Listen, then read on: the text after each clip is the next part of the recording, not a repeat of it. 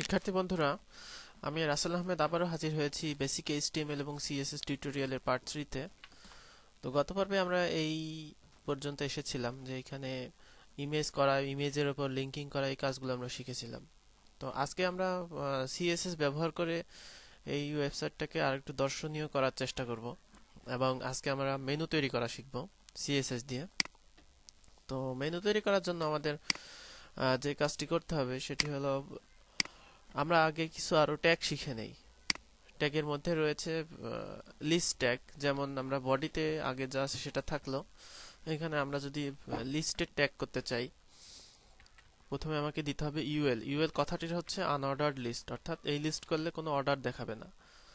আর আরেকটা লিস্ট আছে OL list, অর্থাৎ অর্ডার্ড লিস্ট এবং এটা নাম্বার 1 2 3 এরকম দেখাবে।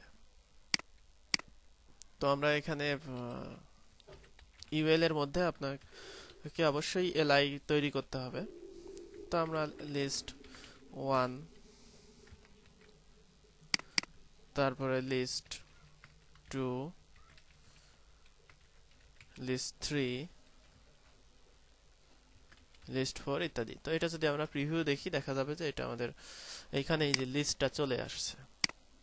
তো এটা হচ্ছে আনঅর্ডার্ড লিস্ট। আমরা যদি অর্ডার্ড লিস্ট করি, কিভাবে এটিকে যদি কপি করে আনি, সেক্ষেত্রে প্রথমে ইউএল এর জায়গায় আমরা ওএল দিয়ে দিলাম। তো এভাবে যদি আমরা এখন দেখি, দেখা যাবে যে নাম্বার 1 2 3 4 এগুলো আসছে। তো আপনি চাইলে এখানে এবিসিডি 1 2 3 এরকমও করতে পারেন। তো এটা হচ্ছে আনঅর্ডার্ড লিস্ট এবং অর্ডার্ড লিস্টের কাজ। তো এরপরে আমরা আজকে মেনু তৈরি করা দেখব। মেনু তৈরি করতে হলে কি রকম থাকে, যেমন প্রথম আলো যদি আমি পেপার ওপেন করি, প্রথম আলো পত্রিকা যদি আমরা ওপেন করি, দেখব যে এখানে মেনু আছে। এই যে মেনু, আমরা ড্রপ ডাউন তৈরি করব না, শুধুমাত্র এইগুলো দেখছি। এগুলো, এই যে মেনুটা, এই মেনু যদি আমরা তৈরি করতে চাই, সেই ক্ষেত্রে আমরা এখান থেকে অবশ্যই মেনুগুলো লিংকিং হতে হবে। খেয়াল করেন, এখানে কার্সর নিলে দেখাচ্ছে একটা লিংকিং, ঠিক আছে? অর্থাৎ এটা একটা লিংক এবং লিস্ট আকারে এগুলোকে করতে হবে। যেমন আমরা যেটা করেছি আনঅর্ডার্ড লিস্ট, সেটার মধ্যে প্রত্যেকটাকে লিংকিং করে দেয়। যেমন লিস্ট 1 এর আগে একটা এ দেব এবং এর শেষে একটা এ দেব, এবং এটাকে HREF দিয়ে লোকেশন দিতে হবে, নাহলে তো হবে না।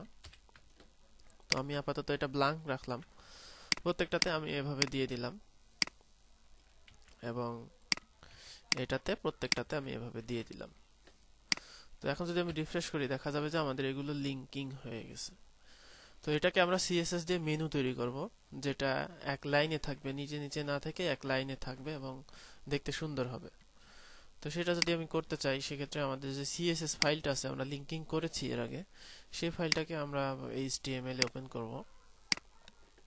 তো এখানে খেয়াল করুন, আমরা এখানে মেনুকে একটা ক্লাস অথবা আইডি দিয়ে দিব, বা এমনিতেও চিহ্নিত করা যায়। তো সেক্ষেত্রে এমনিতে চিহ্নিত করলে অন্য যে আনঅর্ডার্ড লিস্ট আসবে ডকুমেন্টে, সেগুলো মেনু হয়ে যাবে। তো আমরা এটাকে একটা ক্লাস দিয়ে চিহ্নিত করি,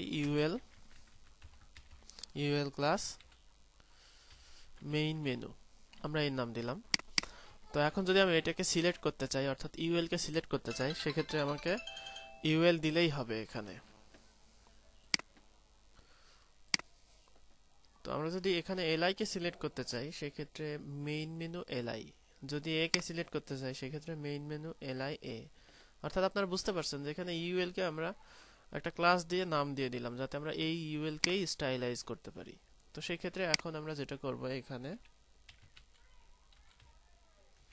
মেইন মেনু, তারপরে আমরা আরেকটা ক্লাস নিব মেইন মেনু এলআই, তারপরে একটা ক্লাস নেব মেইন মেনু এলআই এ, তারপর একটা ক্লাস নেব মেইন মেনু এলআই এ হোভার। এখানে হোভার কথাটির অর্থ হচ্ছে যে মেনুর উপরে যদি আমি কার্সর রাখি, সেই ক্ষেত্রে কোন এটা স্টাইল দেখাবে, অর্থাৎ কালার চেঞ্জ হবে নাকি অন্য কিছু হবে সেইটা।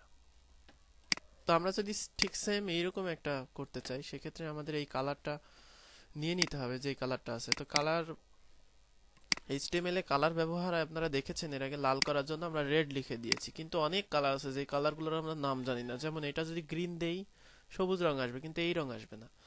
সেম এই কালার যদি আপনি ব্যবহার করতে চান, তাহলে কালারের কোড আছে, এটাকে বলে হেক্স কোড। অর্থাৎ হেক্স অর্থাৎ হচ্ছে 6 সংখ্যা, 6 ডিজিটের একটি কোড দিয়ে কালার ব্যবহার হয়। তো যেমন আমরা যদি এইখানে হ্যাশ হ্যাশ দিয়ে শুরু হবে এবং আমরা যদি এখানে 11111 এইরকম 6টা সংখ্যা দিয়ে দিই, সেক্ষেত্রে দেখা যাবে এটা একটা কালো রং হয়েছে, অর্থাৎ 11 কালো রং। তো এই কোডগুলো আপনারা জানবেন কিভাবে বা কোডগুলো পাবেন কিভাবে বা কোডগুলো, তো এইগুলো বিভিন্ন ওয়েতে পেতে পারেন। যেমন ফটোশপ থেকে আপনি এটা পেতে পারেন যে যে কালার আপনি চাচ্ছেন সেই কালারটা পেতে পারেন, অথবা পিক্সি নামে একটা সফটওয়্যার আছে। আমি আবারও বলছি, এখানে গুগলে যাবেন, PIXIE পিক্সি কালার পিকার, এখানে লিখে সার্চ করবেন। তো দেখবেন যে এখানে যে netryware.com পিক্সি পিএসপি এরকম একটা ওয়েবসাইট আছে, সেখান থেকে পিক্সিটা ডাউনলোড করে দিবেন। এটা মাত্র 10 কিলোবাইট 11 কিলোবাইটের একটা সফটওয়্যার। এখানে ক্লিক করলে ডাউনলোড হবে। তো আমার ডাউনলোড করা আছে। পিক্সি দিয়ে যে কোনো কালার আপনি পেতে পারেন। মনে করেন আপনি চাচ্ছেন, যেমন আমি চাচ্ছি ঠিক হুবহু এই কালারটা, এই কালারের কোডটা। তো এখানে কার্সর রাখলে, এখানে দেখবেন এই যে পিক্সি কার্সর রাখলে এখানে দেখা যাবে যে কালারে হেক্স কোড শো করছে, ইডি ইডি ইডি হ্যাশ, এই যে এইচটিএমএল, অর্থাৎ পিক্সির সফটওয়্যারের 3 নম্বর লাইনে খেয়াল করুন, এখানে HTML hash ED ED ED, অর্থাৎ এখান থেকে আমি যদি HTML hash ED ED ED দিয়ে দিই, তাহলে সেই ক্ষেত্রে এই কালারটা আসবে। তো আপনি যদি এই কালার কোডটা কপি করে নেন, সেক্ষেত্রে কন্ট্রোল অল্টা সি চাপতে হবে, অর্থাৎ কন্ট্রোল সি নয়, কন্ট্রোল অল্টা সি চাপলে এখানে দেখবেন যে আপনার কালার কোডটা কপি হয়ে গেছে। এখন যদি পেস্ট করেন, সেই ক্ষেত্রে সেই কালার কোডটা কপি হবে। এখন যদি আমি পেজটা রিফ্রেশ করি, দেখা যাবে যে আমার সেই কালারের এটা হয়ে গেছে। তো এভাবে আমরা কালার পেতে পারি। এখন যেটা দেখবো সেটা হচ্ছে, আমরা মেইন মেনু যেটা, সেটা ডিফল্ট ভাবে কিছু মার্জিন প্যাডিং এসে যায়, সেটা আমরা রিমুভ করার জন্য মার্জিন 0, প্যাডিং 0 এবং লিস্ট স্টাইল, যেহেতু আমাদের মেনু হবে লিস্ট স্টাইল লাগবে না। অর্থাৎ লিস্ট স্টাইল বলতে আমি কোনটা বোঝাচ্ছি খেয়াল করুন, এখানে এই যে যে গোল এইগুলো আছে, সেইখানে গোল যে বাটনগুলো আছে সেগুলো আমি মুছে ফেলতে চাচ্ছি, লিস্টের যে ছবিগুলো আছে সেগুলো। তো সেই জন্য আমাকে করতে হবে লিস্ট স্টাইল নান। তো এরপরে মেনু এলআই, অর্থাৎ লিস্ট স্টাইল নান এই পর্যন্ত সেভ করে আমি যদি এখানে রিফ্রেশ করে দেখি, দেখা যাবে যে আমার লিস্টটি লিস্ট স্টাইল নান হয়ে গেছে। এবং এখানে যে মার্জিন প্যাডিং ছিল, অর্থাৎ এটা কিন্তু এখান থেকে ছিল, এটা কিন্তু মুছে গেছে। তো আমাদের এটা যেহেতু দরকার নেই, সেহেতু আমরা এটা মুছে দিয়েছি। তো মেইন মেনু এলআইতে যেটা করব, ফ্লোট লেফট, অর্থাৎ সবগুলো ফ্লোট লেফট হবে। ফ্লোট লেফট কথাটির অর্থ হচ্ছে এই মেইন গুলো নিচে নিচে না থেকে ডানে ডানে এরকম হবে। এখন যদি রিফ্রেশ করি, দেখা যাবে যে এইখানে এই যে। তো আমাদের এলআই এর কাজ শেষ। এখানে আমাদের আর একটু কাজ করতে হবে, সেটা হচ্ছে যে এইখানে যদি মেনুর জন্য একটা বড় রঙের, এই যে এখানে খেয়াল করেন, অর্থাৎ বড় একটা বর্ডার আছে, তো এটা যদি থাকে তো আমরা সেম কালার দেই। তো সেজন্য আমাদের কোথায় দিতে হবে, আমাদের ইউএল এ আমাদের টোটালটা আমরা দিতে পারি। তো এখানে আমরা ব্যাকগ্রাউন্ড দেই, ব্যাকগ্রাউন্ড হ্যাশ দিয়ে আমরা এই কালার কোডটা কপি করে পেস্ট করে দিলাম। এখন আমাদের এখানে শো করবে না, এখানে আমাদের যে একটা ডিআইভি নিতে হতো, যাই হোক আমরা ওইটা না দিয়ে এখন আমরা যেটা দেব সেটা হচ্ছে মেইন মেনু এলআইএ, যেটা সেটাতে আমরা চাচ্ছি যে ব্যাকগ্রাউন্ড হোক এবং এটা একটু প্যাডিং হোক। অর্থাৎ প্যাডিং বলতে বোঝাচ্ছে যে লিস্টগুলো এর সাথে লেগে লেগে আছে, এটা যাতে না হয়, এবং ডান দিকে যেন একটা সেপারেটর থাকে। তো সেই জিনিসগুলো করতে হলে আমাকে প্রথমে যেটা করতে হবে সেটা হচ্ছে ডিসপ্লে ব্লক, তারপরে এখানে আমাদের দিতে হবে প্যাডিং, আমি দিলাম 10 পিক্সেল। তো এই দুইটা দেওয়ার পরে আমরা দেখে আসি যে কি অবস্থা হলো। এখানে রিফ্রেশ করলে দেখা যাবে যে এটা ডিসপ্লে ব্লক হয়ে গেছে এবং প্যাডিং হয়ে গেছে। তো এটার ব্যাকগ্রাউন্ড আমরা দেব।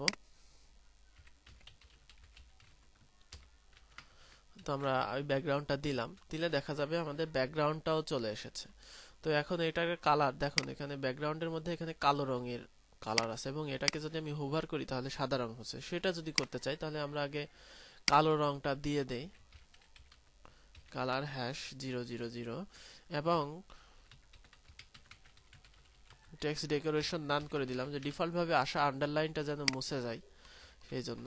তো খেয়াল করেন এখানে আমাদের হয়ে গেছে, এবং ডান দিকে একটা বর্ডার থাকলে ভালো হতো। তো বর্ডারটা আমরা দেই। বর্ডার দিতে হলে আমরা এলআই কে বর্ডার দিব, সবসময় বর্ডারটা দিতে হবে এলআই কে।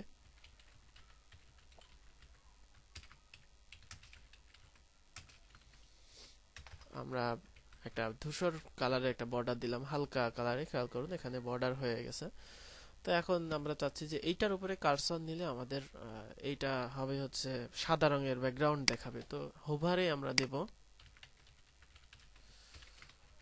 ব্যাকগ্রাউন্ড এফএফএফ, অর্থাৎ এখানে যদি এখন আমি কার্সর নেই, খেয়াল করুন ব্যাকগ্রাউন্ড কিন্তু এখন সাদা রঙের দেখাচ্ছে। তো এইভাবে আমরা মেনু তৈরি করব, বিভিন্ন রঙের মেনু আপনি এভাবে তৈরি করতে পারেন। তো আমরা এখন মেনু তৈরি করলাম। তো এইভাবে আমরা এইচটিএমএল এ বিভিন্ন যে কাজ সেগুলো করতে পারি। তো আমাদের মেইনলি যে কাজটা শিখতে হবে সেটা হচ্ছে ডিআইভি ব্যবহার করে। যেমন একটা ওয়েবসাইট কিন্তু এই যে এই কোণা থেকে শুরু হয় না। একটা ওয়েবসাইট থাকে কিভাবে, যে মাঝখানে থাকবে, এটা ব্যাকগ্রাউন্ড থাকবে, মাঝখানে একটা ওয়েবসাইট থাকবে। তো এই রকম যদি করতে চান সেক্ষেত্রে আপনাকে অবশ্যই এটা মাঝখান দিয়ে করতে হবে। তো আমরা যদি সেটা করতে চাই সেক্ষেত্রে আমাদের ডিআইভি ফরম্যাট ব্যবহার করতে হবে। তো আমি আগামী দিনে আপনাদের দেখাবো যে কিভাবে ডিআইভি ফরম্যাট ব্যবহার করে একটা ওয়েবসাইটকে সুন্দরভাবে সাজানো যায়। তো সেই টিউটোরিয়ালের আমন্ত্রণ জানিয়ে আজকে এই পর্যন্ত শেষ করছি। আপনারা অবশ্যই এই টিউটোরিয়ালের সোর্সটি ডাউনলোড করে এই মেনু তৈরি করাটি প্র্যাকটিস করে নেবেন, কারণ আমরা যখন ডিআইভি তে করব তখন এই টিউটোরিয়ালটা লাগবে, এই মেনু তৈরি করাটা লাগবে। তো ধন্যবাদ সবাইকে।